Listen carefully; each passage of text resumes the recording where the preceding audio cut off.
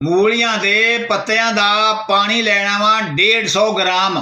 उन्होंने कुट लेना कूंडी च पा के ना डंडे दे नाल कुट के इनू निचोड़ लेना। इसका पानी किन्ना क लेना जे 150 ग्राम लेना, 150 ग्राम।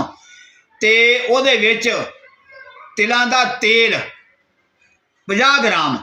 ये जिहड़ा दस्सिया ना पत्तियां दा पानी ते तिलां दा तेल, इन्हां नू कढ़ाई च पा लेना।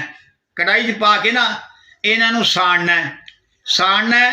ਜਦੋਂ ਇਹ ਮਾਲੂਮ ਕਰੋ ਨਾ ਵੀ ਪੱਤਿਆਂ ਦਾ ਪਾਣੀ ਸਾਰਾ ਸੜ ਗਿਆ ਹੈ ਤੇ ਕੱਲਾ ਤੇਲ ਰਹਿ ਗਿਆ, ਜਿੰਨਾ ਤੇਲ ਪਾਇਆ ਸੀ ਉਹਨਾਂ ਤੇਲ ਹੀ ਰਹਿ ਗਿਆ ਬਸ।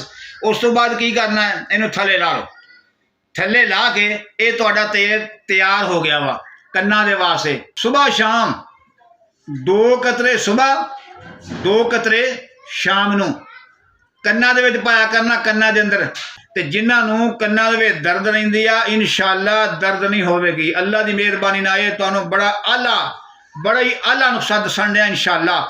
ਤੇ ਜਿਨ੍ਹਾਂ ਮੇਰੀਆਂ ਧੀਆਂ ਨੂੰ ਪੁੱਤਰਾਂ ਨੂੰ ਇਹ ਚੀਜ਼ਾਂ ਚੰਗੀਆਂ ਲੱਗੀਆਂ ਹੋਣ ਤੇ ਕਮੈਂਟ ਦੇ ਅੰਦਰ ਸੁਬਹਾਨ ਅੱਲਾ ਵੀ ਕਹਿਣਾ ਹੈ ਤੇ ਨਬੀ ਪਾਕ ਤੇ ਦਰੂਦ ਵੀ ਪੜ੍ਹਨਾ ਹੈ ਤੇ ਅੱਲਾ के दुआवां भी करनी है बख्शिश दियाँ, क्यों बरकतां वाला महीना है ना माशाअल्लाह। अस्सलामु अलैकुम वरहमतुल्लाह।